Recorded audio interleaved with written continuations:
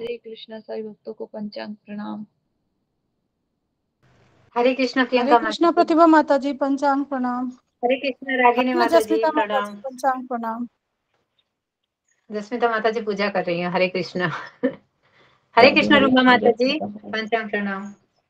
हरे कृष्णा रिपा जी गुरु जी पंचांग प्रणाम। सभी को पंचांग प्रणाम।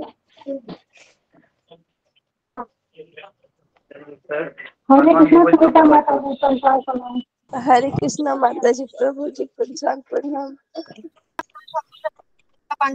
कृष्णा चंद माता जी पंचांग प्रणाम। हरे कृष्णा सभी भक्तों को पंचांग प्रणाम।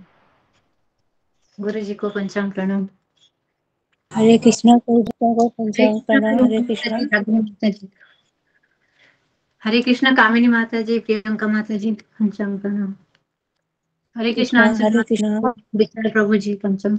हरे कृष्णा माता जी पंचांग सभी माता जी प्रभु जी को पंचांग प्रणाम।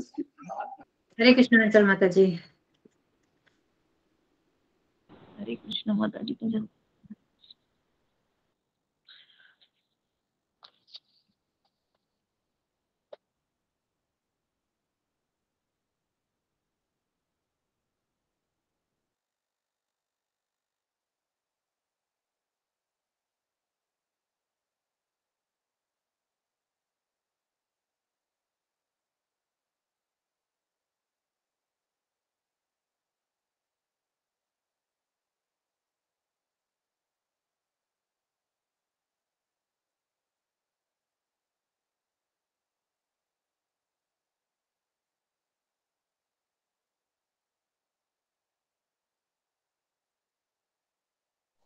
हरे कृष्णा सभी को मेरा पंचांग प्रणाम।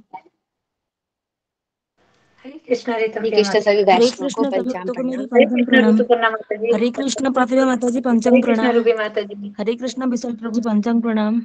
हरे कृष्णा जस्मिता माता जी हरे पंचांग कृष्णा प्रणाम। माता जी हरे पंचांग कृष्णा प्रणाम। रितम प्रिया माता जी पंचांग प्रणाम। दंडवत प्रणाम रूबी सभी माता जी भक्तों पंचांग को। प्रणाम। दंडवत प्रणाम। हरे हरे कृष्णा। कृष्णा कृष्ण मोहन प्रभु जी दंडवत पंचांग प्रणाम प्रणाम। माता जी। दंडवत प्रणाम। दंडवत प्रणाम। पंचांग प्रणाम। हरे कृष्णा दंडवत प्रणाम सभी भक्तों को।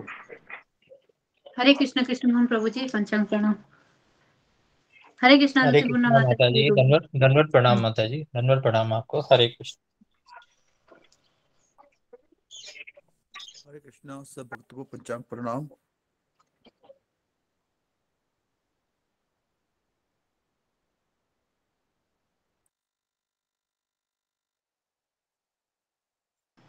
हरे कृष्णा अशोक चावला प्रभु जी पंचांग प्रणाम।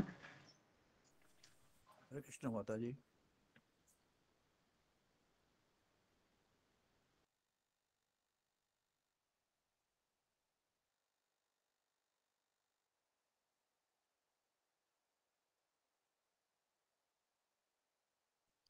हरे कृष्णा पंचांग प्रणाम सभी भक्तों को। हरे कृष्णा सभी भक्तों हरे को कृष्णा हरे सुधा कृष्ण पंचांग माता सुधा जी माता प्रणाम। पंचांग जी। प्रणाम।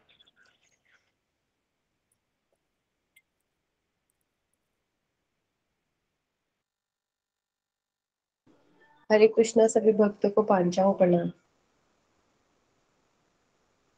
हरे कृष्णा हरे मीनाक्षी माता कृष्ण जी मीनाक्षी पंचांग माता प्रणाम। जी पंचांग प्रणाम।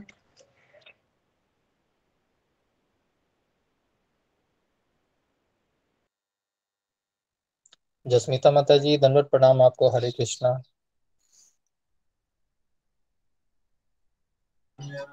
हरे कृष्णा सभी भक्तों को। हरे कृष्णा माता जी।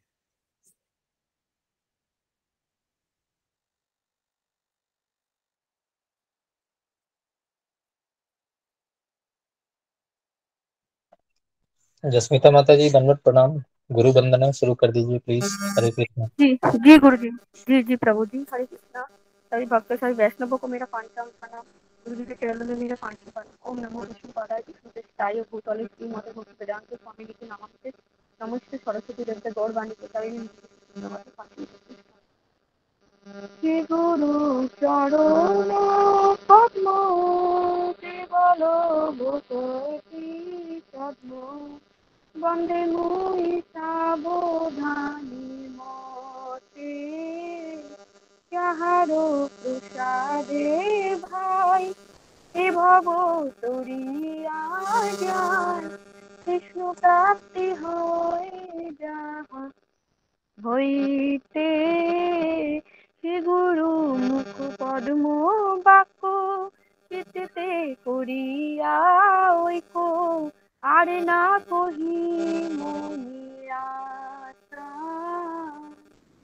শ্রী গুরু চরণে রতি এসে উত্তম গতি যার প্রসাদে পুরে সর্ব আশা চক্ষুদানে দিতে জন্মে প্রভু সেই দিব্যজ্ঞান হৃদয় প্রকাশিত প্রেম ভক্তি যাহা হইতে অবেদ বিনাশ যাতে বেদের গায় যাহার চরিত্র শ্রী গুরু করুণা সিন্ধু পদম জানায় বন্ধু লোকে নাথ লোকের জীবন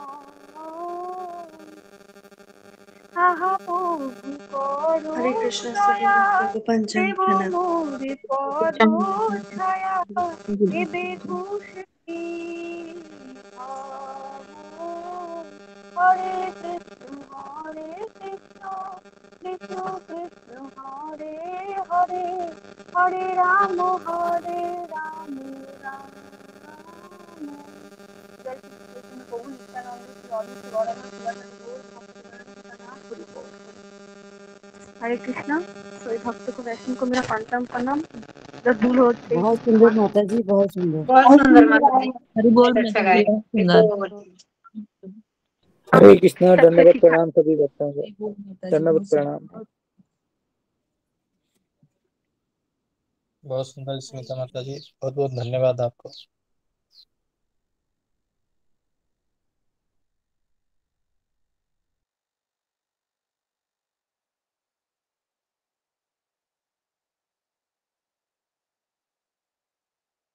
मैं आप सबसे सब कृपा चाहती हूँ कि आप मैं आज पहली बार बोलने वाली हूँ, तो मुझे बहुत डर लग रहा है।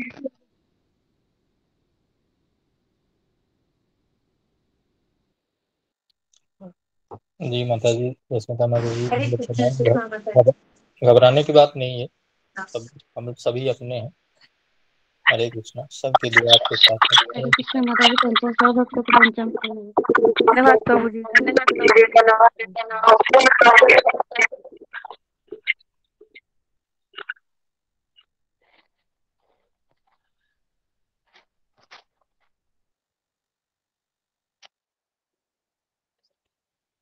हरे कृष्णा कृष्ण कृष्ण हरे हरे हरे कृष्णा गुरु जी पंचांग प्रणाम। हरे कृष्णा गुरु जी पंचांग प्रणाम।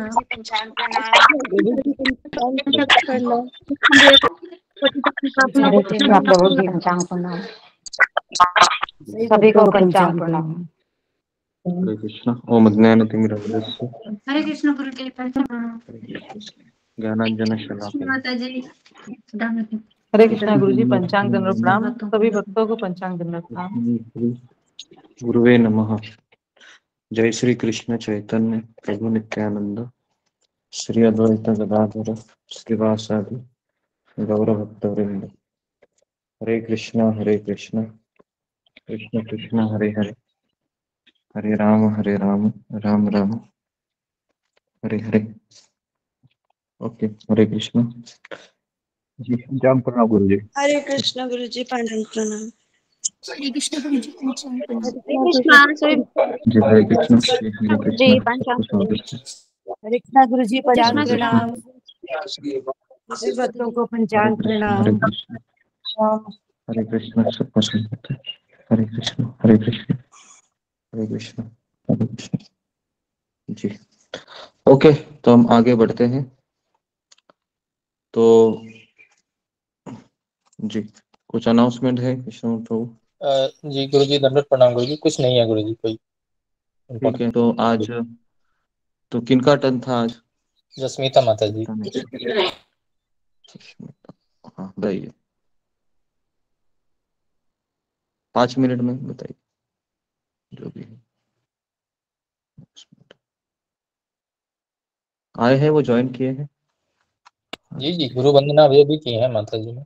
हाँ ठीक है। हरे कृष्ण।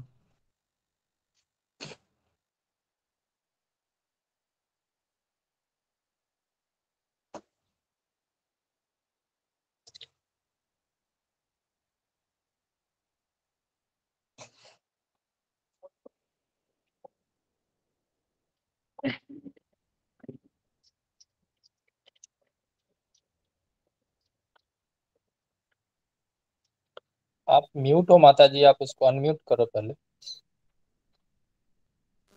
सॉरी। तो गुरु जी अगर मुझे वो शब्दों के लिए अगर भूल हो जाए तो मुझे क्षमा कर दीजिएगा, क्योंकि मैं बंगाली में पढ़ी हूँ तो असुविधा होता है।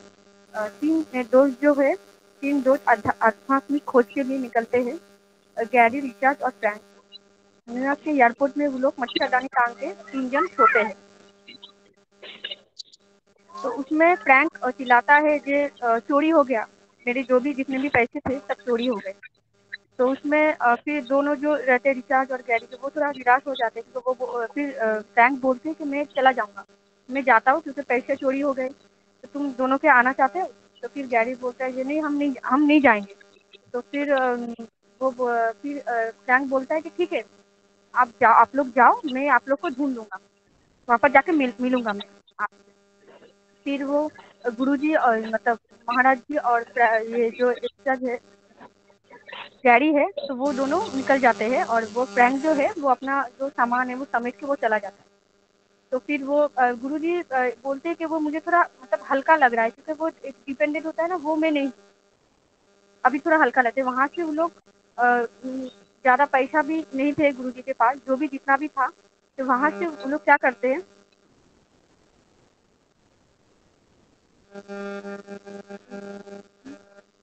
वहाँ से वो लोग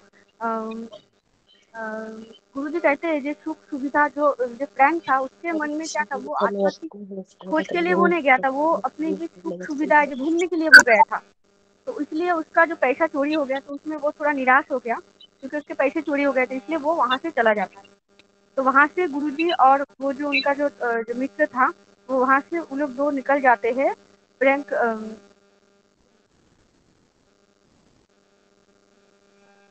उनके पास ज़्यादा पैसा भी नहीं था, गुरुजी के जो घर वाले थे उनको कम पैसा दिए थे।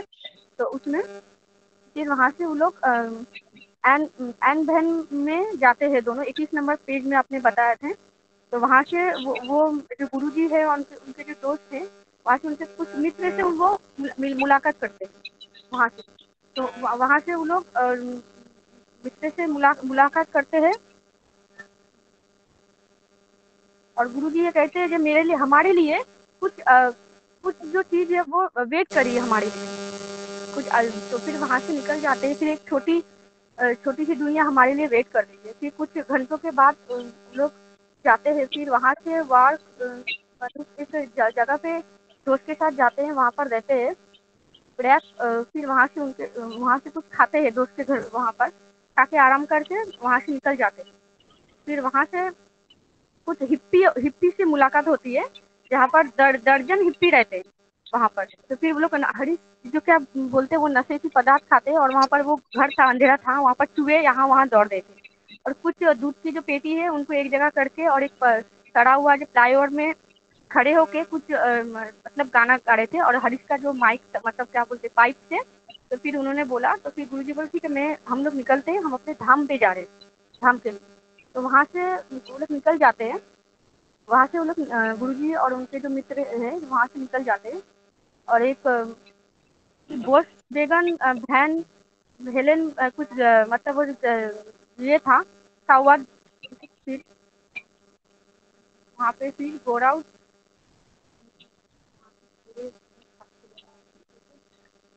वहाँ से वो लोग गुरुजी और उनके मित्र जो है वो निकल जाते हैं। फिर वहाँ से नाव में बैठते गुरुजी, क्योंकि वो गुरुजी को ना एक मतलब वो जो समुद्र रहता है वहाँ पर जो तट उनको वो बहुत पसंद था, शांत वो जगह था। तो वहाँ पर वो बैठते बैठते वो गुरुजी प्रार्थना बहुत करते थे, प्रार्थना कर रहे थे कि ये नाव में, जो मेरे जीवन में भी कोई ऐसा मिले जो मुझे एक नाव दे, जिसपे मैं ये सफर चल सकता हूँ। मुझे भी ऐसा। फिर नाव में बैठ के गुरुजी जा रहे थे कि वहाँ से वो उतरे, तो वो जगह का नाम मुझसे उच्चारण नहीं हो रहा है। तो वहाँ पर जाते हैं, तो वहाँ पर जो पुलिस रहते हैं वो उन्होंने उनको पकड़ा। तो फिर बोलते इनको चेक करो, इनके पास ड्रग्स कुछ हो सकता है। तो गुरुजी को चेक किया, उनके लंबे बाल थे। तो फिर उनके गुरुजी के जो भी सामान था बैग में, एक कपड़ा था नीले रंग का, दस्त था, टूथपेस्ट था, साबुन था और कंघी थी, सब थे। तो उन्होंने झाड़ा, और वो उनको न्यूयॉर्क में एक प्रभु जी मिले थे, जिन्होंने उनको एक ये दिया था कागज, वो प्रभुपाद का, और उनको कुछ प्रसादम भी दिए थे। 2 प्रभु से वो मिले थे। दही और सलाद का कुछ फ्रूट सलाद का प्रसादम था। तो उन्होंने वो प्रसाद ग्रहण करा था, तो वो था, तो वो जो पुलिस था वो थोड़ा गुस्सा हो गए। फिर बोलते इसके तुम यहाँ पर ये शहर में रहने के लायक नहीं हो, बोल के गुस्से से उन्हें ठुका। और फिर उन्होंने पुलिस ने कहा कि इनके जो तुम्हारे गंदे बाल है मैं कची से काट दूंगा। फिर उसको पुलिस को बुलाया, बोले कची निकालो, इसका गंदे बाल काटो। तो फिर उनके कपड़े भी उतार लिए गए और बारीकी तरह से उनके कपड़े चेक किया गया, तो कुछ मिला नहीं। तो फिर पूछताछ करने के लिए बैठा, तो गुरुजी बोलते उन्होंने इतना पूछा, मतलब दिमाग खराब कर दिया। मतलब ऐसे ऐसे क्वेश्चन पूछ रहे थे कि जवाब कैसे दे, ढूंढे। तो फिर वो लोग गुरुजी बहुत घंटों बैठे थे, वो गैरी और गुरुजी। फिर वहां से लोग ने क्या किया, और एक पुलिस आया, दरवाजा धड़ाम करके खोला, फिर उनके कंधा को पकड़ के गली से बाहर निकल के उनको हटा दी, मतलब फेंक दिया। फिर बोला यहाँ पर भटकना मत, कुछ अलग कुछ दिया देखा तो गलती तो हम जेल में डाल देंगे तुमको। फिर वहां से गुरुजी और वो चले गए। फिर वहां से जाके रास्ते पे लिफ्ट मांगते हैं किसी से, और एक लड़की रहती है और उनका बॉयफ्रेंड रहता है और एक कुत्ता रहता है। तो वो लोग बैठे तो गुरुजी को बोल रहे थे जहाँ हम जा रहे हैं कुछ एक जगह है जहाँ पर कुछ फंक्शन होने वाला था। गुरुजी उसका नाम मुझे उच्चारण नहीं हो रहा है, मैंने लिखा है बंगाली में। तो फिर वो उन्होंने कहा कि तुम भी चलो हमारे साथ। तो गुरुजी को पहले कोई भी कुछ बोलता था कहीं जाने के लिए, वो बोलते हाँ, कभी ना नहीं बोलते थे, क्योंकि उनको पता नहीं जाना कहाँ है। और फिर क्योंकि तब गुरुजी नहीं मिले थे, प्रभुपाद उनको नहीं मिले थे। तो फिर वहां से गुरुजी जाते हैं और एक कुत्ता रहता है, वो भौंकते रहता है बीच बीच में और चाटते रहता है गुरुजी को। फिर वहां से और वो लड़की पूछते तुम कहाँ जाने वाले हो, और उनका दोस्त जो बियर पीते रहता है। फिर वहां से वो लोग जाते हैं, तो पुलिस रहता है, भीड़ बहुत रहती है, हिप्पी लोग रहते हैं, और भीड़ के बीच में कुत्ता और पुलिस खड़ा रहता है, डरावना कुत्ता। तो वहां से हिप्पी भी रहते हैं, और एक मंच पे एक गायक था, उनका नाम भी मुझसे नहीं हो रहा है। तो वो गायक ने गाना गा रहे थे। तो फिर वहां से गुरुजी और उनके दोस्त निकल गए एक मित्र के घर में रहने। कुछ दिन के बाद एक और एक मित्र पेपर पढ़ता है। पेपर पढ़ते बोलता है जब वो गायक था वो गायक नहीं रहा, मर गया। तो फिर गाड़ी ने अपने दोनों हाथ को अपने सर पे लगा लिया कि मतलब ये क्या है, कैसे। तो फिर गुरुजी बोलते इसको मैं कौन सी दृष्टि से देखूं, क्योंकि उसके पास सब था, पैसा था, कम एज में उसको पैसा मिला, सफलता मिली, सब मिली। और उन्हें ज्यादा नींद की गोली खा के उल्टी करके सांस रोक करके उसकी मृत्यु हो गई। तो मतलब जीवन में उनको खुशी नहीं मिली। और एक गुरुजी ये बताना था कि वो गुरुजी जब जा रहे थे, तो मतलब जाते जाते एक कुछ दिन इस दोस्त के घर पे, इस दोस्त के घर पे रिश्तेदार, ऐसे दोस्त के घर पे रहते रहते फिर वो गए थे नाव के लिए और हिप्पी के साथ मिले थे। बस गुरुजी मैं इतना ही बोल पाई हूँ, भूल हो गई मुझे क्षमा कर दीजिएगा। मैंने इतना ही पूरा रिकॉर्डिंग 2 बार सुन के इतना ही मैंने जब किया, आधा दूसरी से बोल नहीं पाई। हरे कृष्णा पंचामपनम। बहुत सुंदर माता जी, बहुत बढ़िया माता जी। बहुत सुंदर माता जी। बहुत सुंदर। हरे हरे कृष्ण। हरे कृष्ण गुरु जी पंचांग प्रणाम। हरे कृष्ण भक्तों पंचांग प्रणाम। जी, हरे कृष्णा। तो हम आगे बढ़ते हैं अभी। तो आगे बढ़ने से पहले मैं आपको परसों के दिन हमारे इस्कॉन के वरिष्ठ सन्यासी, जो उनका नाम परम पूज्य कदम्बकानंद स्वामी महाराज है, उन्होंने शरीर छोड़ा दोपहर के 12:08 में वृंदावन में। तो थोड़ा सा मैं उनके बारे में आपको बताना चाहूँगा, क्योंकि ऐसे व्यक्ति के बारे में सुनना ये हमारे कानों के लिए बहुत कानों को शुद्ध कर देंगे। तो कदम्बकानंद स्वामी महाराज के चित्र में पहले आपको दिखा देता हूँ कि आज ही स्पिरिचुअल काउंसलिंग ग्रुप में एक सुषमा नेगी माता जी ने डाला था। आप लोगों ने देखा उनका फोटो? जी गुरु जी। देखा होगा आपने जी। तो उनका वो ऐसे पट्टी डाला था सफेद कलर का, और उनको पालकी में ले जा रहे थे उनके शरीर को। तो थोड़ा सा मैं इनके बारे में बताना चाहूंगा कि ये कौन थे संक्षिप्त में। तो परम पूज्य कदम्बकानंद स्वामी महाराज, ये 1953 में इनका जन्म हुआ एम्स्टरडैम में, जहाँ पर अभी परम पूज्य राधानाथ स्वामी महाराज एम्स्टरडैम से वो लंदन गए, है ना। तो बहुत ही बड़े बिजनेसमैन के पुत्र थे, बहुत इनके पास पैसे थे।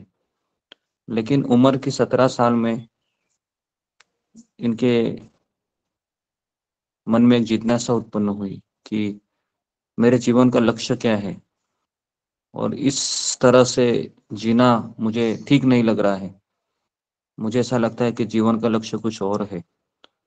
तो इस तरीके से वो खोज करते करते करते करते वह भारत आ गए, और भारत में भी उन्होंने कई जगह पर भ्रमण किया। और 1970 के समय में वह शिला प्रभुपाद जी के कुछ शिष्यों के संपर्क में आए, और प्रभुपाद की शिक्षाओं से काफी प्रभावित हुए, और इन्होंने शिला प्रभुपाद की संस्था को ज्वाइन किया। और 1978 में जब शिला प्रभुपाद जी भगवत धाम चले जाते हैं, उसी समय ये दीक्षा लेते हैं इनके गुरु से। इनके गुरु का नाम होता है जय अद्वैत स्वामी महाराज, जो प्रभुपाद जी के वरिष्ठ सन्यासी शिष्य है।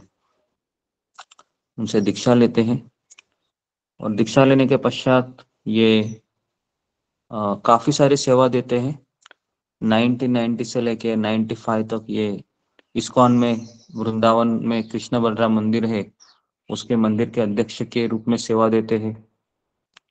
और उसके पश्चात जो हम मायापुर में गए थे, और मायापुर में जो प्रभुपाद की पुष्प समाधि है बहुत बड़ी, जहां पर हम टिकट खरीद के भी गए थे ऊपर देखने के लिए, है ना। तो ये सारा पुष्प समाधि का जो काम है वह परम पूज्य कदमकानंद स्वामी महाराज के देखरेख में हुआ था। और ये म्यूजिशियन भी थे। इतने सुंदर इनका आवाज था कि मुझे भी याद है कि इनका एक कीर्तन है वो मुझे बहुत अच्छा लगता था। उसको मैं शेयर करूंगा। इतना सुंदर इनका आवाज था और इतना हृदय से गाते थे। तो इनको कुछ साल पहले उनको कैंसर हो गया, कैंसर की बीमारी हो गई। तो पिछले कार्तिक में हमारे मंदिर से काफी भक्त गए थे वहां पर। तो परम पूज्य कदमकानंद स्वामी महाराज जी बाथरूम के अंदर गए थे,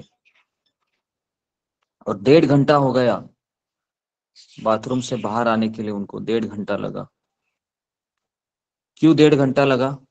क्योंकि उनके पूरे छाती पे, है ना, कैंसर के कारण बहुत उनको दर्द पूरा होता था, और पूरा उनका शरीर एकदम वो कैंसर की बीमारी से पूरा ग्रस्त हो गया था।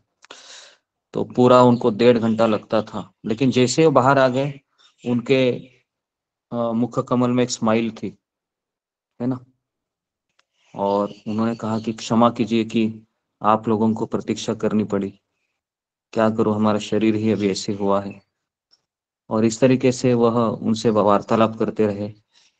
और फिर है ना, और 1 हफ्ता पहले उन्होंने बहुत अच्छा कीर्तन किया था, और आखिरी के 3 दिन उन्होंने कुछ खाया नहीं था, पूरा खाना ही उन्होंने छोड़ दिया था। और जब उनको आखिरी उनके आखिरी शब्द थे मिशन। और जब वो शुरुआत में ज्वाइन हुए थे तो उनका यही भाव था कि प्रभुपाद जी की संस्था के लिए कुछ करना है ना। तो उन्होंने प्रभुपाद जी की संस्था के लिए पूरा अपना जीवन दे दिया। और आज से 2 दिन पहले तुकाराम बीज था, तभी तुकाराम बीज मतलब उस समय महाराष्ट्र के संत एक है तुकाराम महाराज, वह वैकुंठ चले गए थे। उसी दिन वह, है ना, गोलोक वृंदावन को प्रस्थान किए। वृंदावन में शरीर छोड़ रहे थे। उनके आध्यात्मिक गुरु जयदेव स्वामी महाराज उनके पास ही थे। हजारों भक्त कीर्तन कर रहे थे, और श्रीधाम वृंदावन में उन्होंने सारे भक्तों के कीर्तन मंडली में उन्होंने अपनी अंतिम सांस ली। और इस तरीके से वह इस संसार से प्रयाण किए और गोलोक वृंदावन में प्रवेश किए भगवान श्री कृष्ण की नित्य लीला में, है ना। तो बहुत ही सुंदर उनका तिरोभाव रहा, है ना। तो हमने सोचा कि आपको इसके बारे में थोड़ा सा बताएं। और आश्चर्य की बात यह है कि उनको कैंसर की बीमारी थी, उनको इतना पेन हो रहा था शरीर को, लेकिन सारे भक्त आसपास के सोच रहे थे कि डॉक्टर भी आश्चर्यचकित थे कि कैसे ये भक्त चल रहा है, कैसे बोल रहा है, पता नहीं, क्योंकि उनका शरीर आध्यात्मिक हुआ था। जब शरीर आध्यात्मिक होता है तो बाहरी रूप से ऐसा लगता है कि ये बीमार हुए हैं, लेकिन उनका सारा शरीर है वह भगवान के अंतरंग शक्ति के अधीन होते हैं, तो हम उसको समझ नहीं सकते कि कैसे हो रहा है। तो कदम मकान स्वामी महाराज को मैं वापस आपको दिखा रहा हूँ, शायद कि कई भक्तों ने देखा नहीं होगा, तो एटलीस्ट उनका दर्शन करके हमारे आंखें पवित्र हो जाएंगी, है ना।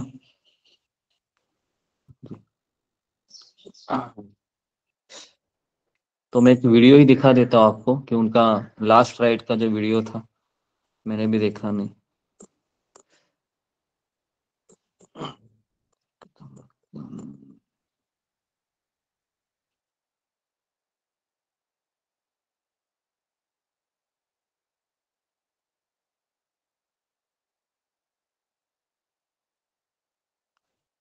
ये उनका ये है वीडियो है, सबको दिख रहा है? जी गुरुजी। जी जी जी जी, ये उनका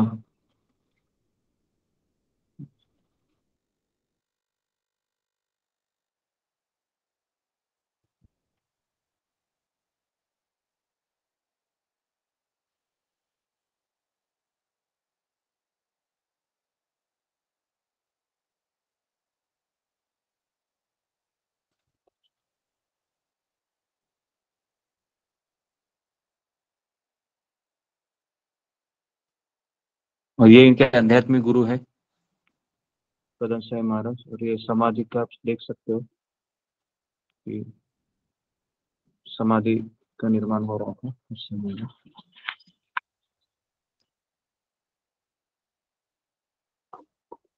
ये 2 दिन पहले की तस्वीर है।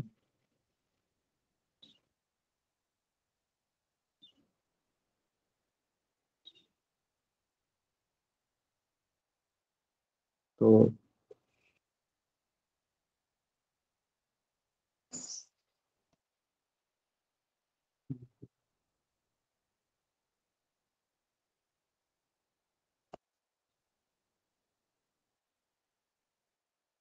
इनका समाधि का निर्माण भी तभी हुआ। ओके, और एक चीज मैं इनके बारे में आपको बताना भूल गया कि 1995 में, एक मिनट जी, तो यहाँ पर आप देख रहे हो कि समाधि है, किस तरीके से समाधि का निर्माण होता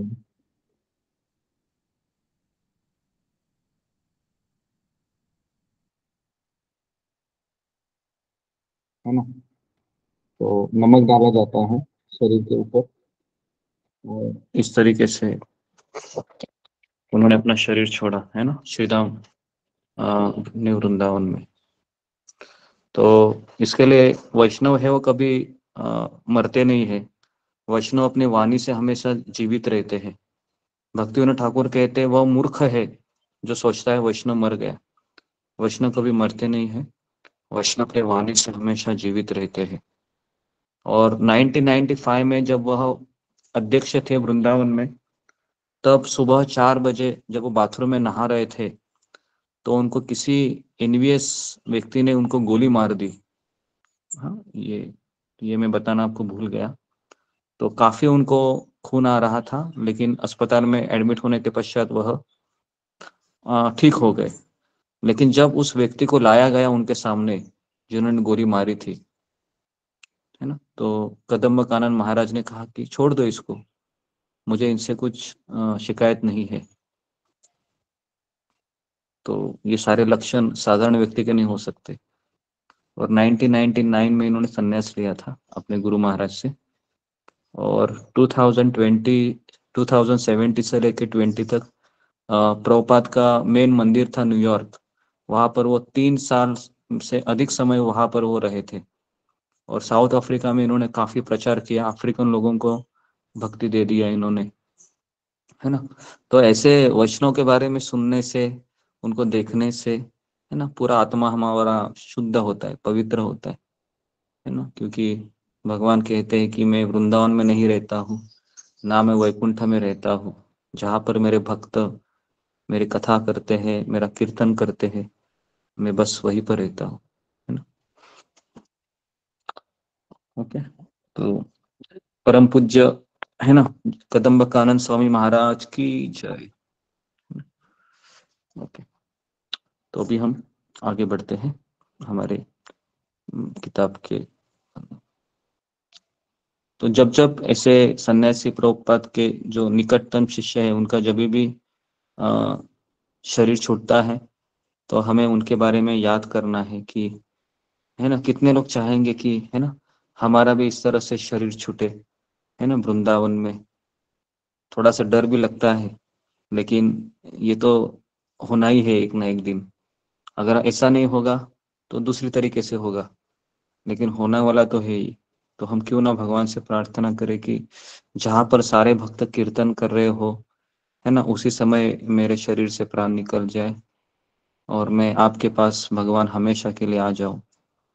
क्योंकि जो व्यक्ति वृंदावन में शरीर छोड़ता है या कहीं पर भी हो, अगर वो भक्तों के बीच कीर्तन करते हुए अपना आखिरी सांस लेता है, तो भगवान के धाम में उसका प्रवेश सुनिश्चित हो जाता है ना। तो इसलिए तो प्रभु हमारा जी, ये, कोई माता जी का देहांत होता है या मतलब, तो उनके लिए भी मतलब ऐसे सारे वैष्णव जाके प्रार्थना और वो सब करते हैं क्या? हाँ जी जी, सब करते हैं। मैंने अपने 2018 में मैं भुसावल में जाता था, तो वहां पर एक माता जी रहती थी, उसका नाम था कालिंदी, कालिंदी माता जी करके, है ना। परम पूज्य राधानाथ महाराज की शिष्य थी वो। काफी प्रचार किया था उन्होंने भुसावल में। उन्होंने डॉक्टर को भी भक्त बनाया था। तो उनको कैंसर हुआ था, उनको भी सेम कैंसर हुआ। और कैंसर इतना भयानक हुआ कि रात रात भर वो माता जी सोती नहीं थी बहुत, क्योंकि कैंसर के जीवाणु ये हड्डी तक प्रवेश करते हैं, बहुत दर्द होता है ना। तो मैंने देखा है उन्होंने शरीर छोड़ते हुए। तो मैं तभी बम्बई में उनको भक्तिवेदांत अस्पताल में लाया गया था, और काफी भक्त उनके आजू बाजू में कीर्तन कर रहे थे। उनके दो बेटे थे, बेटा बेटी अगल बगल में बैठे थे, अपनी माँ, दोनों भी भक्त थे, दीक्षित भक्त थे उनके दोनों ही पुत्र, और दोनों अपनी माता को आश्वासन दे रहे थे। और इस तरीके से उन्होंने भक्तों के कीर्तन करते करते करते करते करते करते उन्होंने शरीर छोड़ा अपना, है ना। तो हमारा सौभाग्य रहेगा अगर कोई भक्त मेरे आजू बाजू में है, अंतिम सांस में कीर्तन कर रहा है हमारे लिए, है ना। तो ये हमारा ऐसा मृत्यु होना चाहिए, क्योंकि ऐसा मृत्यु होने से हम गारंटेड भगवत धाम चले जाएंगे। इसके लिए हमको भक्तों से अच्छा संबंध होना चाहिए। एटलीस्ट मरते समय कोई भक्त मेरे बगल में रहेगा, मेरे लिए भगवान का कीर्तन कर रहा होगा, उस कीर्तन को सुनते सुनते सुनते सुनते सुनते सुनते, है ना, मेरे प्राण है वो मेरे शरीर से निकल जाए, है ना। तो ये हमारा ये होना चाहिए, ध्येय होना चाहिए जीवन का, है ना। तो इसलिए हमें भक्तों का क्योंकि मृत्यु के समय 40,000 बिच्छू काटने का दर्द होता है, तो हमारा मन तो तभी बहुत विचलित रहता है, हमारे मुंह से भगवान का नाम आना भी बहुत असंभव रहता है। तो इसलिए केवल कोई भक्त कीर्तन कर रहे हैं तो कानों से उनका बोला जो कीर्तन सुनते सुनते सुनते सुनते, है ना, मैं अपने शरीर को छोड़ दूं बेसिकली। ठीक है, तो अभी हम आगे बढ़ते हैं जी।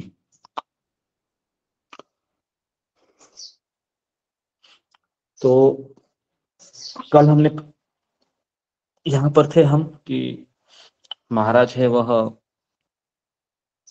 लंदन में जा रहे थे, है ना, एक कार से, और गैरी और महाराज बैठे थे, और अचानक जो ड्राइवर होता है उसने समाचार पत्र पढ़ता है और कहता है कि जिमी हेंड्रिक्स नहीं रहे।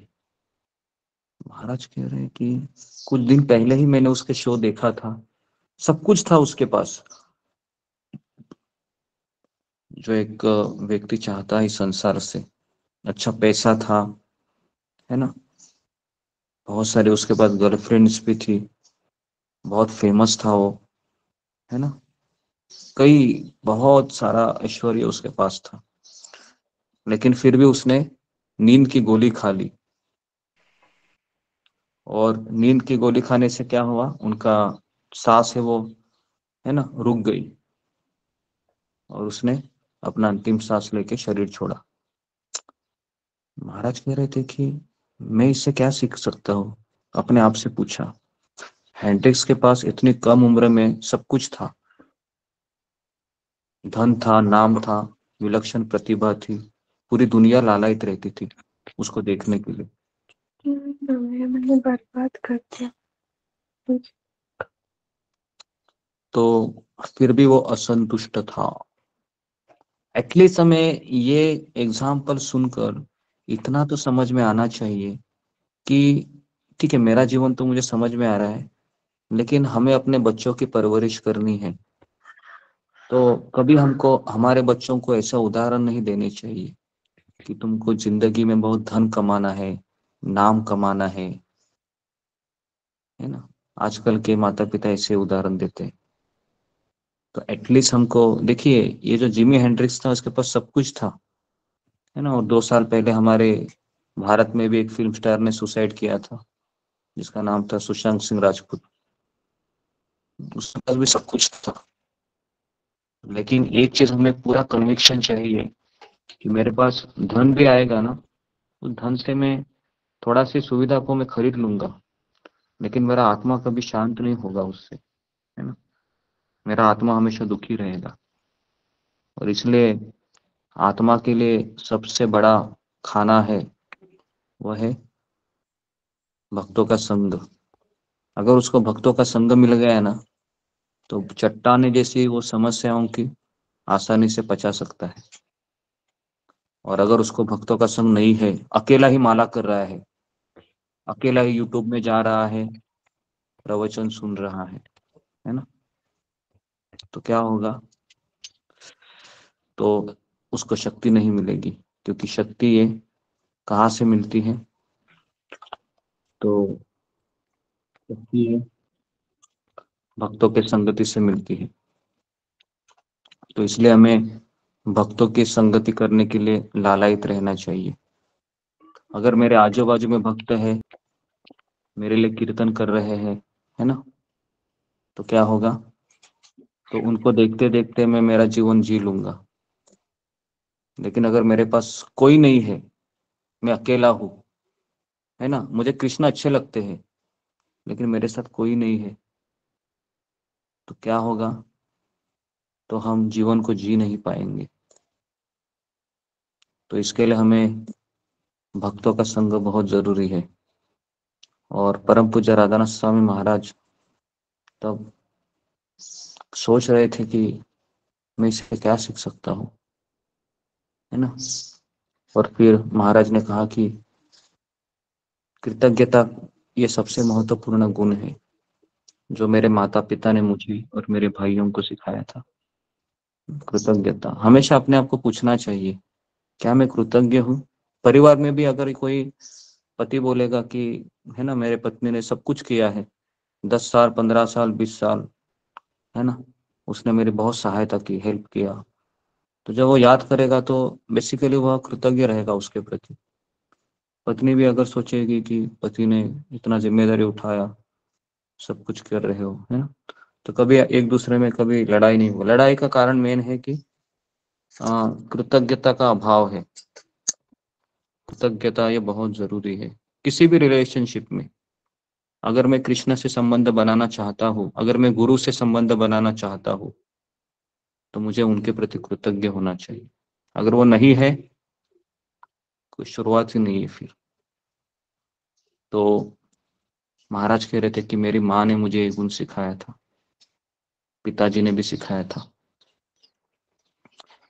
फिर लंदन में गैरी और मैं पिकेडिली सर्कस घूमने जाते थे।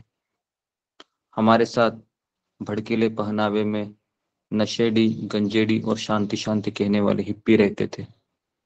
हिप्पी रैप गाते और बजाते, ड्रग के दलाल और वेश्या के ग्राहक फंसाने आते, बॉबी पैनी नजरों से घूरकर देखते, है ना, स्किन हेड गुर्राते, और पर्यटक इन सब विचित्र दृश्यों के फोटो खींचते रहते, है ना। महाराज कह रहे थे कि मैं लैम्बेथ रोड में आया, है ना,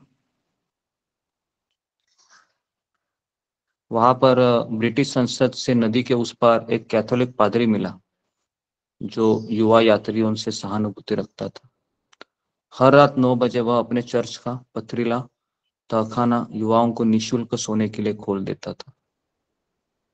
तो सुबह 9 बजे हमें वह स्थान छोड़ना पड़ता। तहखाने में सोने के लिए ठंडी कठोर भूमि के अतिरिक्त हमें और कुछ नहीं दिया जाता था। यात्री अपना स्लीपिंग बैग लाते और बिछाकर सो जाते। फिर भी सोने के लिए वह अच्छी जगह थी। हर रात जमीन एक उचित स्थान ढूंढकर मैं उस कमरे में घूमता। पूरा तहखाना बिना नहाए लोगों और हशीश की तीखी दुर्गंध से भरा होता। तो कभी कभी मैं देखता था कि कुछ लोग कमरे के दूर कोने में छोटी मोमबत्ती की लो में अपने बाहों पर पट्टी बांधकर हेरोइन के इंजेक्शन लगा रहे होते। इस वातावरण से प्रभावित होकर मैं पहले से कहीं अधिक गांजा और मैरिजुआना पीने लगा और इस प्रकार ऊपरी तौर से भीड़ के साथ घुल मिलने लगा। लेकिन एक और, जहां मेरे आसपास के लोग परस्पर मेलजोल बढ़ा रहे थे, मैं अंदर ही अंदर इन सबसे दूर होता गया। मैं बहुत बार सोचता था कि मैं क्यों नशापान करने का झंझट पाल रहा हूँ। अक्सर जब गैरी सोने के लिए चला जाता तो मैं थेम्स नदी के तट पर घंटों यूं ही बैठा रहता। बहते जल की विशाल चादर मेरे मन पर एक सम्मोहक प्रभाव डालती और मैं अपनी जीवन शैली के प्रति प्रश्न उठाने लगता। और वहां पर मैं निष्ठुर कांटों को देखकर, है ना, मैं सोचता था कि कहीं अपना समय व्यर्थ तो मैं नहीं गंवा रहा हूँ। मेरे मन के कोने में यह भी पुकार उठती कि हमेशा के लिए अपनी सुकुचाहट से बाहर निकलकर जिंदगी का ऐसा भोग करूं जैसे मैंने पहले कभी नहीं किया था। मैं 19 वर्ष का था और आज तक मेरी कोई गर्लफ्रेंड नहीं थी। अपने शर्मीले स्वभाव के कारण मुझे लड़कियों के साथ डेट पर जाने की अपेक्षा हमेशा कमरे में बैठकर संगीत सुनना या दोस्तों के साथ घूमना अच्छा लगता था। मुझे बहुत प्रस्ताव मिलते किंतु मैं झिझक जाता, डरते हुए कहीं मेरी स्वतंत्रता न छीन जाए या उससे भी बुरा कि मैं किसी भली लड़की का दिल न तोड़ दूं। किंतु मेरे चारों ओर अन्य लड़के लड़कियों के साथ अपने काम के लिए की डिंगे मारा करते। तो इस तरीके से महाराज है वो अपने आसपास के जो जहां पर महाराज पड़े थे, है ना, वहां के वातावरण को याद करके, है ना, अपने ही विचार को यहाँ पर व्यक्त कर रहे हैं। तो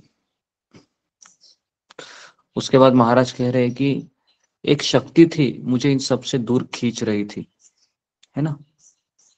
हालांकि ये सब चीजें हैं, ये हमारे आसपास होती रहती है ना। महाराज कह रहे लेकिन मेरे अंदर एक शक्ति थी मुझे खींच रही थी। उस आंतरिक शक्ति के साथ युद्ध में लड़ते हुए मैं जीतने के लिए दृढ़ संकल्प था और साथ ही साथ उन स्वच्छंद सुखों का अनुभव भी करना चाहता था जिसका समाज इतना गुणगान कर रहा था। क्या मैं अपने हृदय में स्थित भगवान के विरुद्ध लड़ रहा था? हाँ, और मैं इस युद्ध में जीत रहा हूँ। मन ही मन मैंने गर्व किया। लेकिन देर रात जब मैं वापस नदी के तट पर लौटा और उसके प्रवाह को देखने लगा तो मुझे बहुत लज्जा आई। भले ही मैं जीत रहा था लेकिन मैं स्वयं को खोया हुआ महसूस कर रहा था। एक शाम महाराज कह रहे मैं ऐसे बैठा था ध्यान लगाकर, तो सैकड़ों कबूतरों के झुंड के बीच में बैठ गया और ट्रैफिक, है ना, कई सारे पर्यटक हॉर्न बजाते हुए शाम को ट्रैफिक के मध्य मुझे ऐसा प्रतीत हुआ जैसे मैं अपने भीतर की एक ऐसी दुनिया में जुट गया हूँ जो मेरे आसपास स्थित किसी भी वस्तु से अधिक गहन है। गहरी सांस लेकर मैं मुस्कुराया। अपने शरीर के विषय में मेरी धारणा मानो भाप बनकर उड़ गई और मुझे लगा कि मेरा मन शांति के एक सागर में विलीन हो गया है। और आंखें खोलकर मैंने लंदन शहर को एक सुंदर परिवार में परिवर्तित होते देखा और इस तरीके से महाराज कह रहे कि मैं टहलते हुए मेन सड़कों पर आ गया। एक चर्च से डबल रोटी और जौ का सूप दान में मिला। बेघर लोगों के साथ बैठकर मैंने भी उत्सुक लुत्फ उठाया, है ना। तो महाराज कह रहे थे कि मेरा जीवन ही ऐसा था कि कहाँ पर मुझे दान में कुछ मिलता था खाने को, खा लेता था, नहीं तो फिर ऐसे ही सो जाते थे, है ना।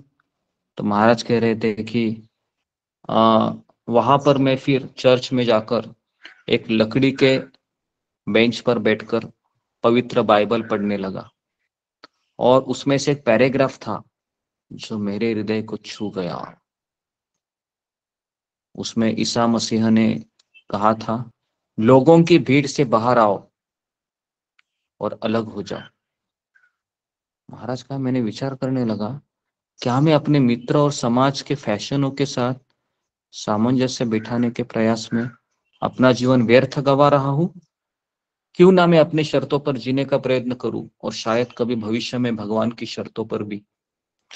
तो महाराज सोच रहे थे कि ये जो स्टेटमेंट था उससे मुझे थोड़ा सा प्रेरणा मिला, और फिर मैंने एक नाव पकड़ लिया और हमने इंग्लिश चैनल पार करके हम कैलाइस में उतरे, फ्रांस में। धूप भरा दिन था, पक्षी सुंदर वृक्षों पर चहचहा रहे थे तथा हरे भरे भरागोह में। सब लोग जरा कैमरा को ऑन कीजिए। कृष्ण मोहन प्रभु, आप नोटिस कीजिए इसको। जी जी। तो जैसे ही इंग्लिश चैनल पार कर रहे थे, है ना, हम अपनी आजादी का आनंद उठा रहे थे। अब हम जहां चाहे वहां जा सकते थे। अरे मंक, अब कहा, तुम्हारी इच्छा ही मेरे लिए आदेश है। गैरी की हरी आंखें रोमांच से चमक उठी। हम पश्चिमी फ्रांस के एक गांव की सड़क के किनारे खड़े थे। दुनिया तुम्हारे इशारे पर चलने के लिए तैयार है।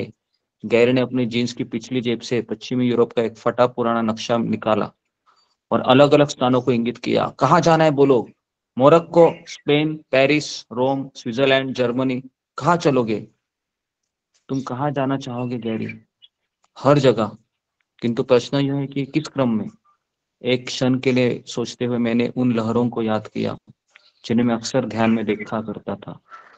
अपना हाथ आकाश में उठा लिया। हमारी मंजिल क्या होगी यह हम भगवान पर छोड़ देते हैं। मतलब? गैरी ने मजाक में हाथ जोड़ लिए। तुम सारा दिन बैठकर ग्रंथों का अध्ययन और ध्यान करते हो, जबकि मैं घूमता रहता हूँ। समझ में आ रहा है दोनों का दिन कैसा जाता था? गैरी वो घूमता रहता था पूरा शहर, और महाराज ध्यान लगाकर बैठा करते थे, है ना। तो दोनों मित्र थे, लेकिन दोनों का साइकोलॉजी अलग था। तो महाराज कह रहे हैं कि जमीन से एक पीला जंगली फूल मैंने उठाया ऐसे, और मैंने कहा कि इस तरह से हम छोड़ते हैं। क्या तुम सदा के लिए यहाँ इस फूल की तरह बैठना चाहते हो? गैरी देखो, मिट्टी में दबे एक छोटे बीज से इस फूल ने अपना यह सुंदर स्वरूप पाया है। कैसे कैसे पाया है गैरी, पता है?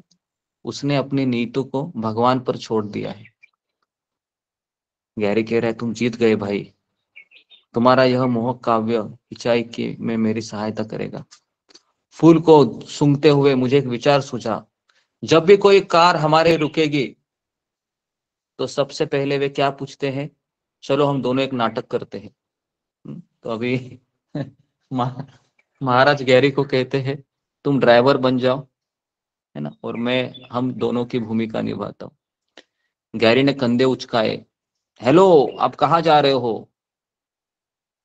तो कार का स्टेयरिंग घुमाने की नकल करते हुए उसने कहा, है ना, कहा कासा ब्लॉक। मैंने ताली बजाई। बिल्कुल ठीक, हम भी वही जा रहे थे। उसे फूल थमाते हुए मैंने पूछा, क्या लगता है गैरी, जब भी हम सड़क के किनारे खड़े होंगे हमारी मंजिल एक रहस्य होगी जिसका उद्घाटन हमें अगली लिफ्ट देने वाला करेगा। गैरी उछल कर खड़ा हुआ और मेरी पीठ थपथपाते हुए बोला, वाह, बिल्कुल ठीक। जहां हमारे लिफ्ट देने वाले जा रहे होंगे हम भी वहां जाएंगे। उसने वह जंगली फूल हवा में उड़ा दिया। तो हमें यहाँ पर क्या सीख मिलता है? कुछ हम यहाँ पर सीख सकते हैं। क्या सीख सकते हैं हम यहाँ पर? जी, कोई मुझे बताएगा? फिंगर को रेस कीजिए। क्या हम सीख सकते हैं यहाँ पर? ये तो आपको डायलॉग दिख रहा है, लेकिन महाराज यहाँ पर कुछ बताना चाह रहे हैं हमको। जी, क्या बताना चाह रहे हैं महाराज? हमको बताना चाह रहे हैं जी। सुधा गुप्ता। हरे कृष्णा प्रभु जी, पंचांग प्रणाम। महाराज जी ये बताना चाह रहे हैं कि हमें अपने भाग्य को, अपनी नियति को ईश्वर पर छोड़ देना चाहिए। जी, जहाँ वो ले जाए हमें वहीं के लिए कुछ करना चाहिए। हरे कृष्ण। वेरी गुड, बहुत अच्छे से सुन रहे हैं, इसके लिए अच्छा जवाब दिया। तो महाराज कह रहे थे कि क्यों ना हम, क्योंकि उन्होंने फूल का एग्जाम्पल दिया। इस पीले फूल ने अपने को नीति के ऊपर छोड़ दिया और आज हम देख रहे हैं इतना अच्छा फूल बना है। लेकिन मनुष्य का प्रॉब्लम क्या है पता है क्या? कौन बताएगा मनुष्य का सबसे बड़ा प्रॉब्लम क्या है? वो अपनी नीति को खुद चुनता है। वो अपनी नीति को भगवान के हाथ में नहीं देना चाहता। वो सोचता है मैं ही मेरे जीवन को क्या करूंगा मैं ही अपने करूंगा, जीवन को आगे बढ़ाऊंगा अपने हिसाब से अपनी मेरे हिसाब से मैं जीऊंगा, मैं ही अपनी योजनाओं को बनाऊंगा। तो उसका कोई भगवान के ऊपर कुछ, नीति के ऊपर कुछ उसका रोल ही नहीं होता है। इसलिए वो हमेशा दुखी होता है, हमेशा दुखी होता है। तो हमें इसके लिए नीति के ऊपर भी कुछ चीजें छोड़ देना चाहिए। लेकिन नीति के ऊपर क्या छोड़ देना चाहिए? जो मेरे नियंत्रण में नहीं है उसको छोड़ देना चाहिए। जैसे अभी मुझे भगवान का कृपा कब मिलेगा, ये कौन डिसाइड करेगा? मैं डिसाइड करूंगा? नहीं, भगवान डिसाइड करेंगे। जी। तो हमें हमारा कार्य करना चाहिए। रोज 4 बजे उठकर जप करना, जपाटॉक सुन के माला करना, सेशन सुनना, बस ये हमारा करते रहना चाहिए। ये रूटीन वर्क है। अभी भगवान को ये नहीं चैलेंज करना चाहिए, कृष्ण 1 साल हो गए, 2 साल हो गए, 3 साल हो गए, क्या हो रहा है? कुछ हो नहीं रहा है अभी तक, कुछ करो। तो ऐसा हमारा एटीट्यूड नहीं होना चाहिए। हमें भगवान से केवल हाथ जोड़कर प्रार्थना करते हुए रहना चाहिए, कृष्ण आपकी जब इच्छा होगी ना तब आप मुझे बुला लेना, मैं मेरा कार्य करता रहूंगा, मैं राह देखूंगा, है ना। तो ये भाव कृष्ण को बहुत पसंद है और यही भाव को अपनाना चाहिए। क्योंकि सबसे बड़ी समस्या क्या है बताइए? सबसे बड़ी भगवान समस्या को भूल जाते हैं। भगवान को भूल गए। जी, भगवान को भूल जाना ये हमारी सबसे बड़ी समस्या है और इससे सारी समस्या निर्माण होती है। तो महाराज यहाँ पर हमको सिखा रहे हैं कि हमें नीति के ऊपर छोड़ देना चाहिए कुछ चीजें, नीति। लेकिन इसका ये मतलब भी नहीं है कि मैं कुछ नहीं करूंगा, बस नीति के ऊपर छोड़ दूंगा, ऐसा भी नहीं है। समझ में आ रहा है? तो हमें कुछ करना है, अपने एफर्ट लगाना है, उसके बाद हमको नीति के ऊपर छोड़ना है ना। कभी कभी पता है आदमी डिप्रेशन में क्यों जाता है? क्योंकि वो एफर्ट लगाता है और सोचता है कि मेरे हिसाब से होना चाहिए, लेकिन मेरे हिसाब से क्यों नहीं हो रहा है। फिर वो फ्रस्ट्रेट हो जाता है, निराश हो जाता है और फिर वो हार जाता है। तो उसके लिए नीति के ऊपर छोड़ने का अर्थ क्या है कि फल देने वाला कौन है? तो फल देने वाला कृष्ण है, भगवान। ओके। तो इसके लिए निराश होने का एक ही कारण होता है कि मेरा भगवान के ऊपर भरोसा नहीं है ना। अगर मेरा भरोसा नहीं है तो ही मैं निराश होऊंगा। अगर मेरा भरोसा है कृष्ण के ऊपर तो मैं क्यों निराश हूं? तो इस तरीके से एक महाराज कह रहे कि कुछ दिनों के पश्चात गांव और कस्बों को पार करते हुए हम पेरिस की सीमा पर पहुंचे। जो जो शहर निकट आने लगा हम आशान्वित हो उत्तेजित होने लगे। द लूवर, एफिल टावर, शानदार स्मारक हमारे हमसे कुछ ही मील दूर थे। किसी का माइक चालू है, माइक को बंद कीजिए। किंतु हमारे लिए नीति की कुछ अलग ही योजना थी। हमें जिसने लिफ्ट दी थी वो स्विट्जरलैंड चली गई, जहां पहुंचने पर थोड़ी ही देर में एक शांत नौचंद्रा कर झील के तट पर ध्यान साधना करने लगे। एक युवा छात्रावास में हम 25 अन्य लोगों के साथ एक बड़े कमरे में ठहरे। उस कमरे में रुका एक युवक जिम हाल ही में अमेरिका सेना से सम्मान सेवानिवृत्त हुआ था, रिटायर हुआ था। एक उसको आध्यात्मिक पुस्तकों में बहुत रुचि थी। हमने घंटों बैठकर बातें की। सेना में बिताए अनेक वर्षों से उसे पूरा जुझारू मतलब पक गया था वो उस सैनिकी वो है ना अपने पूरा जीवन से।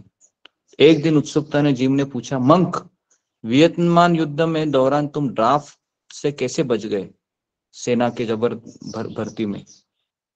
तो महाराज ने कहा कि ड्राफ्ट बोर्ड ने भूलने से मेरे दस्तावेजों में मेरी गलत जन्म तिथि भर दी थी।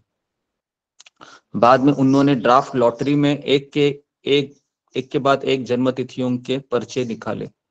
पूरा देश सास था में देख रहा था। जिन लोगों की जन्म तिथियां लॉटरी में पहले निकली थी उन्हें सेना में भर्ती होने के लिए पहले बुलाया गया। मेरी वास्तविक जन्म तिथि पहले निकली थी और गलत तिथि बाद में निकली तिथियों के लोगों को कभी बुलाया ही नहीं गया। जिम शून्य में ताकने लगा। थोड़ी मलते हुए वह सिर हिलाने लगा। 1 मिनट सोचकर बोला, शायद वह ड्राफ्ट बोर्ड की गलती नहीं थी,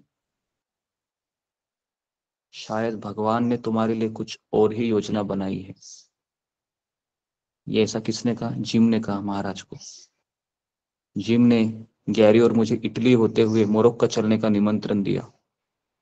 तो हमारे भी जीवन में कभी कभी कुछ ऐसी चीजें हो जाती हैं, लेकिन हम इसको समझ नहीं पा सकते, है ना। कई चीजें हम अभी समझ नहीं रहे हो इस क्षण में, है ना। ठीक है, तो आज 10 तारीख है, तो हम समझ नहीं रहे हैं।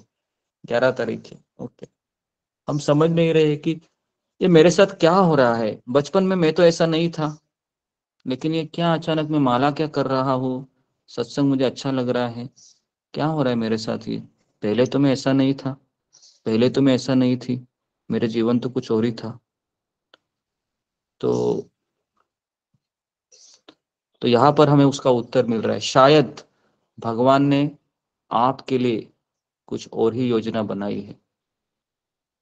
हर एक व्यक्ति के लिए भगवान की योजना होती है, हम उसको समझ नहीं पाते हैं, लेकिन कुछ चीजें हमें नीति के ऊपर छोड़ देना चाहिए, है ना। ये जो भगवत गीता है, अगर मैं आपको बताऊं तो 2004 से मैं गीता पढ़ रहा हूँ, लेकिन मुझे कभी गीता समझ में नहीं आई। जब मैंने ये निर्णय लिया कि मुझे अभी केवल है ना ऐसे लोगों के लिए जीना है जिनको मैं भक्ति के बारे में कुछ बता सकूं, तुरंत मुझे उसी साल में मुझे पूरा गीता समझ में आया, पूरा गीता, है ना।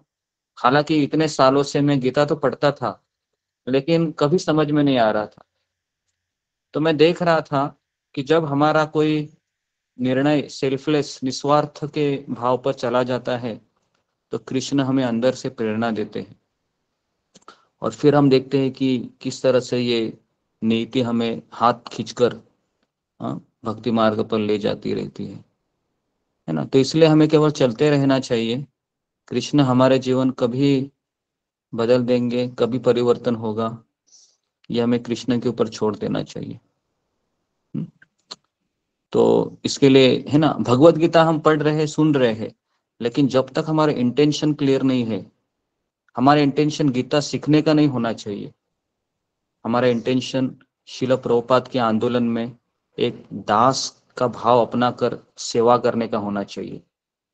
अगर आपका इंटेंशन गीता सीखने का है तो आप फेल हो जाओगे, लेकिन अगर आपका इंटेंशन मुझे मेरे गुरु का सेवा करना है, मुझे प्रभुपाद के आंदोलन में मुझे एक तुच्छ दास के भांति सेवा करना है, तो फिर सारे शास्त्र का निचोड़ आपके हृदय में प्रकट होगा, है ना। तो इसके लिए हमें इस तरीके से यही भाव को हमको स्वीकार करना चाहिए। कई लोग कहते हैं ये भाव कब आएगा, कृष्ण के प्रति मेरा भाव कब आएगा? कृष्ण के प्रति भाव बाद में आता है, पहले हमको है ना, हमारे जो आचार्य शिल प्रभुपाद है, रूप गोस्वामी है, सनातन गोस्वामी है, है ना, परम पूज्य राधानाथ स्वामी महाराज है, इनके प्रति हमारा भाव होना चाहिए, है ना, क्योंकि हम इनको देख रहे हैं, इनको सुन रहे हैं, इनको शब्दों को हम पढ़ रहे हैं, है ना।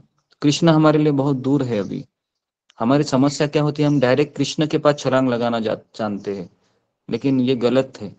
हमें पहले भक्तों से संबंध बनाना चाहिए, हमें पहले गुरु से संबंध बनाना चाहिए, उसके बाद फिर वो कृष्ण के पास हमारा संबंध बन जाता है। तो जिम ने कहा कि गैरी और मुझे कहा कि तुम चलो, इटली से हम मोरक्को में जाएंगे। तो उसके पास एक कार थी, वॉल्क्सवैगन बीटल कार, उसमें बैठ गए और उसके पास गाड़ी में बिजली के कुछ उपकरण लदे थे। जिम अमेरिका में बेचकर मुनाफा कमाना चाह रहा था। फिर उसके पास सेना में कमाया धन भी था। सीढ़ीदार पहाड़ी से होते हुए हम मेडिटेरियन नगर सागर पहुंचे। दोपहर की सूरज की किरणें गहरे नीले पानी पर चमचमा रही थी। उसे देखकर हमने तैरने का निर्णय किया। जब हम वापस कार के पास लौटे, सब कुछ चोरी हो गया था। सब कुछ, गाड़ी में जितना सामान था, लाखों रुपए का, सब चोरी हो गया। जिम हक्का बक्का रह गया। जब हम पुलिस स्टेशन में रिपोर्ट लिखवाने के लिए गए तो पुलिस ने चिल्लाते हुए हमें ही जेल में ढकेल दिया। हम विस्मित थे। जैसे लोहे का भारी दरवाजा बंद हुआ, मेरी रीढ़ की हड्डी में सनसनी दौड़ गई। उनका प्रमुख हमारे पास आया। तुम्हारे सामने दो ही रास्ते हैं, जोर से भौंका वो हमारे मुंह पे। जेल में सड़ो या शहर से बाहर चले जाओ हमेशा के लिए। तो कौन सा रास्ता चुनोगे? महाराज ने कहा कि सबने कहा हम दूसरा रास्ता चुनते, हम यहाँ से चले जाते हैं। रात के अंधेरे में एक पुलिस की गाड़ी लाल सायरन बजाती हमें शहर की सीमा के बाहर छोड़ाई। इटली में हमारा वो पहला दिन था। हम रात भर गाड़ी चलाकर सुबह एक तार घर पहुंचे। जिम ने जर्मनी में अपने सैनिक मित्रों से संपर्क किया और उन्होंने उसे अपनी छावनी तक पहुंचने के लिए आवश्यक पेट्रोल का खर्चा भेजा। गैरी और मैं अकेले रह गए। सड़क के किनारे खड़े हुए अब हम आगे की सोच में पड़ गए। अरे मंक, क्या तुम्हें लगता है हमारी किस्मत ही फूटी है? पहले फ्रैंक का दिवाला हो गया, अभी जिम का। जो भी हमारी सहायता का प्रयास करता है, सब कुछ उसका लूट जाता है। महाराज ने कहा, मालूम नहीं गैरी, शायद इन सब के पीछे कुछ कारण होगा। तो ये महाराज का आंसर मुझे बहुत अच्छा लगा, है ना। गैरी बोल रहा था कि हम बदनसीब है, लेकिन महाराज कह रहे थे कि पता नहीं, शायद इन सब के पीछे कुछ कारण होगा। गैरी ने पीछे मुड़कर उस रास्ते को देखा जिससे हम अभी अभी आए थे। क्या तुम्हें सही में लगता है कि हम चीजों के पीछे कोई ना कोई कारण अवश्य होता है? हाँ, मुझे विश्वास है, महाराज ने कहा। हर चीज के पीछे कारण होता है। मुझे विश्वास है कि इसके पीछे अवश्य एक सुंदर योजना होगी। गैरी ने सिर हिलाया। मुझे भी विश्वास है। इसी के साथ हमने फिर अपने अंगूठे हवा में उड़ा दिए और यह प्रतीक्षा करते हुए कि अब तकदीर हमें कहाँ लेकर जाएगी। तो महाराज कह रहे कि हम जा तो रहे थे, लेकिन कुछ कुछ चीजें ऐसी हो रही थी। हालांकि भगवान को ढूंढने के लिए निकले हैं, लेकिन एक के बाद एक, एक के बाद एक के बाद एक संघर्ष बढ़ ही रहा था, है ना। अभी मान लो कि हमारे साथ ऐसा होता था तो हम क्या करते थे? बताइए, क्या करते थे? होता था तो मैं निकल गया हूँ, है ना।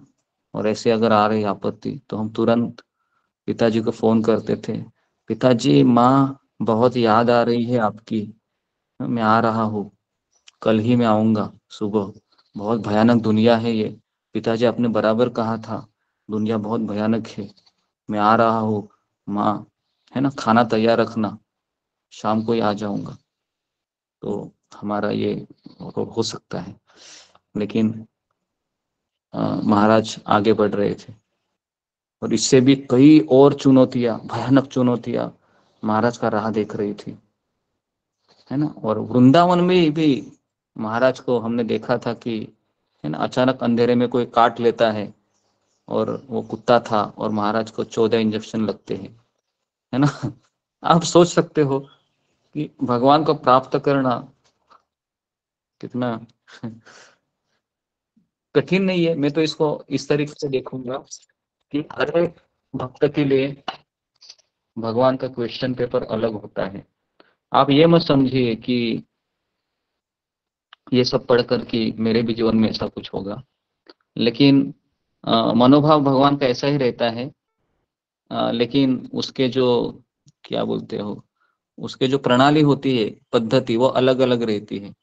जैसे अभी प्रहलाद महाराज है ना। प्रहलाद महाराज के एग्जामिनेशन पेपर अलग थे, परम पूज्य राधानाथ साईं महाराज के एग्जामिनेशन पेपर अलग थे, बराबर है। इस सत्संग में आया हुआ हर एक व्यक्ति का सत्संग क्वेश्चन पेपर अलग रहेगा, लेकिन उसका जो मनोभाव है वो सेम रहेगा, चैलेंजिंग, है ना। आर या पार, क्या करूं अभी, कृष्ण आपको पुकारूं या फिर पीछे मुड़ के देखूं, दोनों में से एक को चुनना होगा। और जितना हमारी श्रद्धा रहेगी, जितना हमारा अटूट गुरु के ऊपर विश्वास रहेगा, प्रभुपाद के ऊपर विश्वास रहेगा, है ना, उतना हम उसको टैकल कर पाएंगे।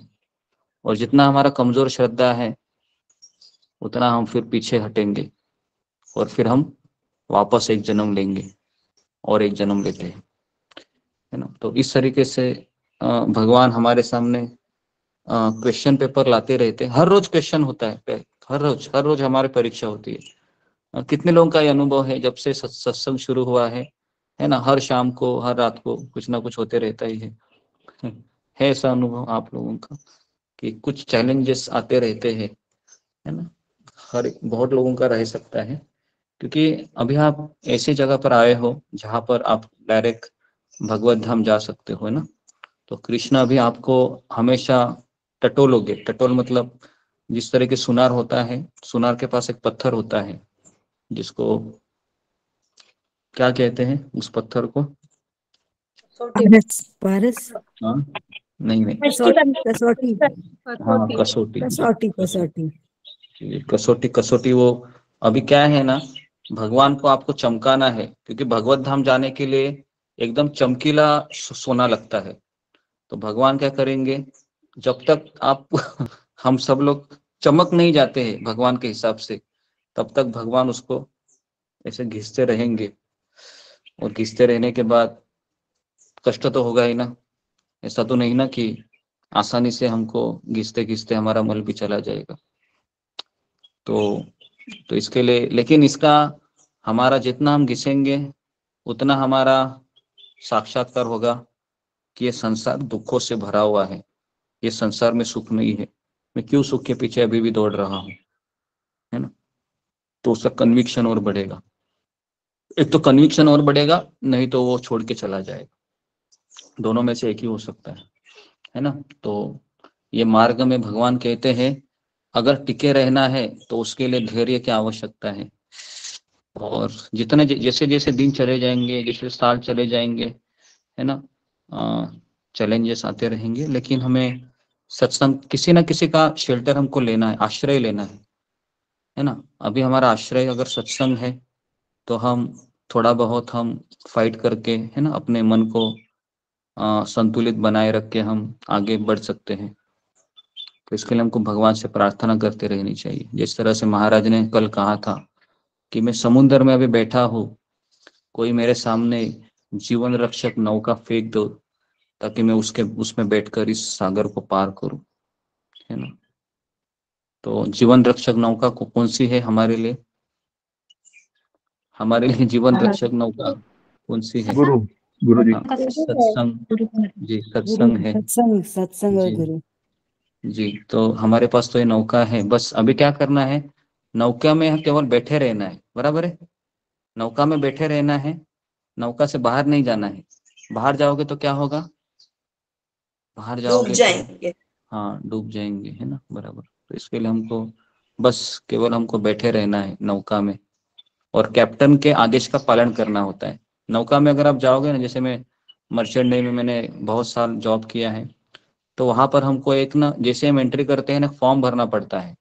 उसमें लिखा रहता है कि जहाज का कैप्टन का निर्णय अंतिम रहेगा, उसके आदेश को मानना ही है ना जहाज में रहने का सार है, ऐसा लिखा रहता था उधर। तो इसके लिए जहाज में आए हैं तो बैठे भी रहना है और जहाज के कैप्टन का सुनना भी है ना। अपने मर्जी से नहीं कुछ करना है, नहीं तो फिर वो कैप्टन आपको चिल्लाता रहेगा, अरे तुम अपने मर्जी से कर रहा है, कल से आने का नहीं जॉब में, बस तुम कैबिन में बैठे रहो।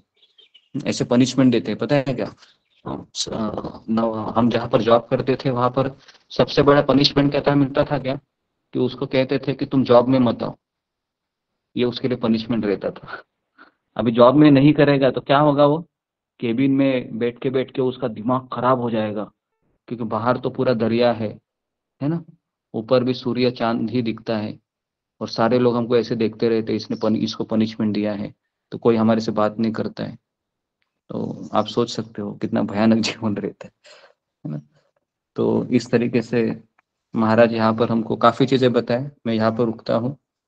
तो आज हमने कदम्ब कानन स्वामी महाराज का थोड़ा सा हमने जीवनी पढ़ा कि किस तरह से एक भक्त का है ना अंतिम सांस किस तरह से छोड़ना चाहिए, ये हमने सीखा। दूसरा हमने सीखा कि परम पूज्य राधानाथ स्वामी महाराज जिम को मिले थे, उसके पहले महाराज कह रहे थे कि हम नीति के ऊपर छोड़ देना चाहिए, जिस तरह से वो फूल है अपने आप को नीति के ऊपर छोड़ दिया है तो सुंदर उसका निर्माण हुआ है। उसके बाद महाराज जिम के साथ जाते हैं, लेकिन जिम का सामान चोरी हो जाता है। चोरी होने के पश्चात भी महाराज कहते हैं कि गैरी कहता है कि ये हमारा दुर्भाग्य है, हम किसके साथ भी रहते हैं सब उसका लूट जाता है। महाराज कह रहे ऐसा नहीं है, इसके पीछे कुछ कारण होगा, है ना। तो इस तरह से महाराज हमेशा पॉजिटिव सोचते थे, किसी भी निगेटिव होता था महाराज का एक हम देखते हैं कि पॉजिटिव थिंकिंग, हमेशा पॉजिटिव सोचते थे, कुछ तो कारण होगा, ऐसा नहीं हताश नहीं होते थे। कि कभी कभी लोग अपने आप को इतना कोसते हैं कि मैं कुछ नहीं हूँ, मैं हमेशा दुर्भागी हूँ, मेरा किस्मत फूटा हुआ है, मेरी किस्मत फूटी हुई है। तो ये सब नकारात्मक अहंकार है, ये निगेटिव फॉल्स को कहते हैं इसको। जो अपने आप को इतना कोसते हैं कि मैं कुछ नहीं हूँ, मैं ये हूँ, मैं दुर्भागी हूँ, किस्मत फूटी हुई है मेरी, है ना, जब से बचपन से जन्म लिया है माँ को खा गई, पिता निकल गए, ये सब चीजें हैं ना, ये सब चीजें कभी सोचना नहीं चाहिए। इसको नकारात्मक अहंकार कहते हैं। हमेशा हमको पॉजिटिव सोचना चाहिए जीवन में। कृष्ण मेरे साथ है, गुरु मेरे साथ है ना, और मुझे कृष्ण भक्ति मिली है, बस मुझे चलते रहना है। नकारात्मक विचार कभी मन में नहीं लाना है। हालांकि नकारात्मक विचार आएंगे, लेकिन हमें उसको चिंतन नहीं करना है, उसको छोड़ देना है दिमाग से, और हमको केवल सत्संग में जो हम सुनते हैं उसी विचार को धारण करना है। ठीक है, तो मैं यहाँ पर रुकता हूँ। हरे कृष्णा गुरु जी। लेकिन हम नहीं सोचते, जैसे कोई कोई होता है कि कोई किसी को कोसता है, बोले तुम पनौती हो, तुम ये हो, तुम अपशगुन हो। तो हम तो नहीं सोचते, जैसे कोई नहीं सोचता, लेकिन कोई दूसरे लोग उसको ऐसा बोलते हैं, तो उस पर उसको कैसा लगता उससे भी कुछ फायदा, एक चीज याद रखना चाहिए ना कि भले ही लोग हमको कोसे कि तुम दुर्भागी हो, है ना, कभी कभी किसी लेडीज को बच्चा नहीं होता है तो उसको इतना कोसते हैं दुनिया वाले, बाप रे, कि तुम बांझ हो, ये है वो है, ऐसा है वैसा है ना। तो लेडीज इतना वो पक जाती है सुन सुन के। लेकिन एक चीज हमको हमेशा याद रखनी चाहिए कि हमें दुनिया के लोगों के विचारों को ग्रहण नहीं करना चाहिए। हालांकि वो बोलते रहेंगे, लेकिन हमें पता है सत्य क्या है। तो इसके लिए उस नकारात्मक भावनाओं को हमको त्याग देना चाहिए, नहीं तो उनके पास आप ज्यादा समय मत खड़े रहिए। और अगर दुखी भी होते हैं तो तुरंत आप क्या कीजिए, माला उठाइए, जप कीजिए, या तो फिर कोई लेक्चर सुनिए। मैं हमेशा ऐसे ही करता हूँ, जब भी कोई निगेटिव व्यक्ति बोल देता है हमारे बारे में तो मन दुखी हो जाता है, तो तुरंत हम कोई एक प्रवचन सुनते हैं, या नहीं तो भगवान का कीर्तन सुनते हैं, कोई भजन सुनते हैं, और फिर अपने भावनाओं को ऊपर मलम लगाते हैं, और ठीक है अगला दिन नेक्स्ट नेक्स्ट। क्योंकि जिस संसार में आए हैं तो यहाँ पर ऐसे ही लोग मिलते हैं जो हमारी भावनाओं को ठेस पहुंचाते हैं, लेकिन हम उनकी जुबान को रोक नहीं सकते हैं, है ना, नहीं तो फिर बहुत समस्या हो जाती है। जी। और किसी को कुछ कहना है तो 1-2 मिनट, 1 ही मिनट है। ओके, तो मैं यहाँ पर रुकता हूँ। बहुत बहुत धन्यवाद आप सबका। हरे कृष्णा कृष्ण कृष्ण हरे हरे हरे कृष्ण कृष्ण कृष्ण राम हरे हरे हरे राम हरे राम राम हरे राम कृष्णा हरे हरे हरे कृष्णा हरे हरे कृष्णा राम हरे हरे राम राम हरे राम हरे कृष्णा हरे कृष्णा हरे कृष्णा हरे राम हरे राम पंचम बंधन सभी भक्तों को वैष्णव को मेरा सभी भक्तों को पंचांग प्रणाम। प्रभु जी पंचांग प्रणाम जी। देवी माता की माता जी हम मेरा पंचम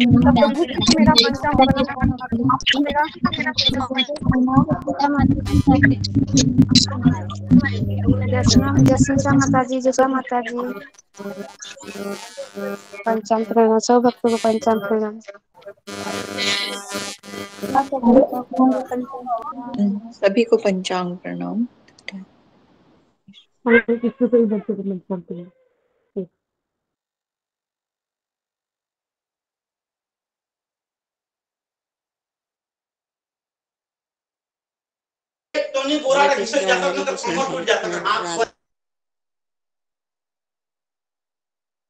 हरे कृष्णा यशोदा माता जी।